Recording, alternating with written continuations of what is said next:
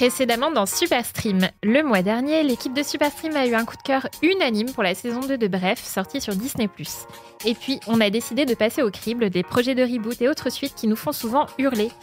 Nous ne sommes visiblement pas les seuls, puisque 77% d'entre vous pensent également que le reboot de La Petite Maison dans la Prairie est une mauvaise idée. À peine plus d'enthousiasme de votre part pour la suite annoncée de Malcolm, qui recueille 41% de suffrages positifs. Et encore, ça, c'était avant de savoir que l'interprète de l'iconique Dewey, ne serait pas de retour dans cette nouvelle salve. Tristesse. Alors ce mois-ci, on revient avec de la vraie nouveauté et des invités qui vont venir défendre des opinions qui vont à coup sûr vous faire réagir. Enfin, je préfère la pièce, mais j'aime Tu défends les faibles et les opprimés. Voilà. C'est pour sortir les anciens dossiers, Laurent. Mais je sais que toi, tu attends. Je te fais un jingle maison. Superstream. Bonjour à tous, bienvenue dans ce nouvel épisode de Superstream, le podcast de télé-loisirs consacré au programme de streaming. Après avoir passé en revue les très nombreux projets de reboot et de suite de séries cultes dans l'épisode précédent, ce mois-ci, vous allez voir que la créativité est bel et bien toujours là, heureusement, chez les scénaristes, avec notre premier parti pris du mois. Mais avant cela, on démarre tout de suite avec les coups de cœur et les coups de gueule de nos 3 chroniqueurs. J'ai bien sûr nommé Émilie Lopez, Juliette Osbrock et Marc Carlin. Bonjour à tous les 3. Hello. Salut. Et on va commencer par Juliette, qui a eu un coup de cœur pour l'une des séries les plus vues du moment, à l'heure où nous enregistrons cet épisode sur Netflix. Tout à fait. Bon, alors, coup de cœur, c'est peut-être un grand mot, mais une série en tout cas qui m'a apporté du plaisir. C'est La Résidence sur Netflix, donc nouvelle création de la queen des séries, Shonda Rhimes, qui est donc aussi la créatrice de mastodontes de la télé comme Grey's Anatomy, Bridgerton, Scandale, voilà. Donc là, elle est de retour avec un tout nouveau genre, puisqu'avec La Résidence, elle nous propose ce qu'on appelle un whodunit. Donc le whodunit, c'est un genre très classique des fictions. C'est ces espèces de petites enquêtes, souvent huis clos, avec un crime est commis en début de fiction. Et puis ensuite, il y a tout un panel de suspects et un enquêteur précis qui va mener l'enquête. Donc par exemple, c'est le cas de À couteau tiré ou Only Murders in the Building, voilà, qui ces derniers temps ont réinventé le genre après les classiques Hercule Poirot. Une petite sorte de Cluedo, en fait. Exactement. Et d'ailleurs, on sent bien ces influences-là dans La Résidence. Donc là, La Résidence, en fait, c'est quoi ? C'est la partie de la Maison Blanche dans laquelle vit le président. Le chef du staff, du personnel, est retrouvé assassiné au tout début de la série. Et on fait venir une enquêtrice mondialement connue, mondialement reconnue, pour mener l'enquête, justement. Elle est incarnée par Uzo Aduba, que les abonnés Netflix connaissaient déjà comme Suzanne Crazy Eyes dans Orange is the New Black. Donc voilà, on est vraiment sur une fiction qui reprend vraiment les codes du kitsch, du whodunit. Elle a sa petite veste en tweed, sa petite paire de jumelles, son petit carnet pour prendre ses petites notes. Elle fait des démonstrations super élaborées, mais en même temps complètement irréalistes sur les indices qu'elle a trouvés pour savoir comment écarter tel suspect. Donc voilà, moi j'ai trouvé ça très frais. Ça ne réinvente rien, je dirais, mais par contre ça modernise. Ça se classe dans ces fictions qui remodernisent justement le whodunit ces derniers temps. Il y a plein de personnages super fantasques. Il y a une chef de cuisine complètement folle qui couche avec l'ambassadeur australien. Il y a une jardinière dont le rêve et de travailler dans les parcs nationaux, mais bon, qui se cantonne à rempoter des petites plantes pour la Maison Blanche. Enfin, il y a plein de petites choses comme ça. Ça se picore. C'est plein de moments un peu frais, un peu drôles. Voilà, moi, je l'ai regardé sous un plaid avec une eau chaude et voilà, c'est vraiment un petit plaisir. Et c'est plus une comédie qu'une série policière. Mais tout à fait, en fait, c'est pour ça. C'est plein de petits moments, justement, autour de ces personnages fantasques. Et justement, dans la trame classique un peu de ces enquêtes en huis clos, c'est plein de narrations qui s'intercroisent, de gens qui vont venir apporter leur version des faits à l'enquêtrice. Et du coup, ça ramène un petit grain de folie où chacun s'enfonce dans des trucs ou raconte une version complètement folle. Alors, c'est pas du tout réaliste non plus, puisque j'ose espérer que ça ne se passe pas comme ça à la Maison Blanche. Donc voilà, mais du coup, c'est assez fun à découvrir. Et puis le plateau, en fait, la construction géographique, je dirais, de la série est assez intéressante parce que on a l'impression qu'un peu la Maison Blanche est construite comme une maquette et on passe de pièce en pièce comme un petit labyrinthe. C'est pour ça que ça se picore bien aussi entre et les zones géographiques et les personnages. Voilà, il y a un truc très fun en fait à regarder. On pourrait presque avoir son petit carnet et prendre des notes, quoi. Émilie, je sais que tu as regardé ce week-end aussi. Oui, et c'est marrant parce que j'allais parler de ça justement, de la réal assez ludique où à un moment on passe d'étage en étage en descendant et en fait on a l'impression d'être dans une maison de poupées où on les voit un peu interagir. Moi j'ai trouvé ça très cool. Il y a certains moments où je me suis dit bon c'est un petit peu long parce que les épisodes sont très longs. Ouais. Néanmoins Uzo Aduba que j'adore est hilarante et beaucoup de personnages secondaires. Enfin il y a aussi une jeune femme un peu alcoolo où en fait à chaque fois qu'elle raconte un truc tu te rends compte que c'est pas du tout ce qui s'est vraiment passé. Et en fait, à chaque fois, on a un personnage qui est interrogé et les autres qui vont dire non, mais en fait, ça s'est pas du tout passé comme ça.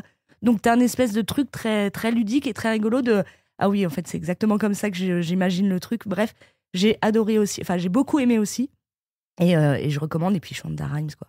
Shonda Rhimes, toujours, qui nous sort des petites pépites comme objectif, ça. Je l'aime tellement. Je l'aime profondément. Bon, Émilie, puisque tu as le micro, tu vas le garder pour ton coup de cœur du mois, qui n'a rien à voir avec un Whodunit It. Voilà, et qui est pas du tout ludique, hein, pour le coup. Je voulais parler d'un documentaire qui est sur Disney+, qui s'appelle Ruby Frank, le déclin d'une famille modèle. Donc en gros, c'est un peu, je sais pas si vous avez vu Les Enfants sont rois avec notamment Géraldine Nakache et Doria Tillier. Superstream, d'ailleurs. Voilà, on en avait tout à fait parlé. Doria Tillier joue une youtubeuse dont la fille disparaît. Et ben là, en fait, c'est la même chose, quasiment la même chose, mais dans la vraie vie. C'est-à-dire qu'en fait, sa fille ne disparaît pas. Mais le centre, c'est Ruby Frank, qui est donc une youtubeuse américaine qui avait 2,5 millions d'abonnés sur YouTube. C'est parmi les premières familles à vraiment avoir fait le buzz. On est trop heureux, on est très pieux, on est Dieu, tout ça, nanana. Et en fait, au fur et à mesure qu'avance le documentaire, on découvre que la fameuse Ruby Frank est actuellement en train de purger une peine de prison de 30 ans pour maltraitance sur ses enfants. On a d'ailleurs les premières images dès le début, le doc commence comme ça, où on a un de ses enfants, elle en a 6, un de ses enfants qui va demander de l'aide à des voisins.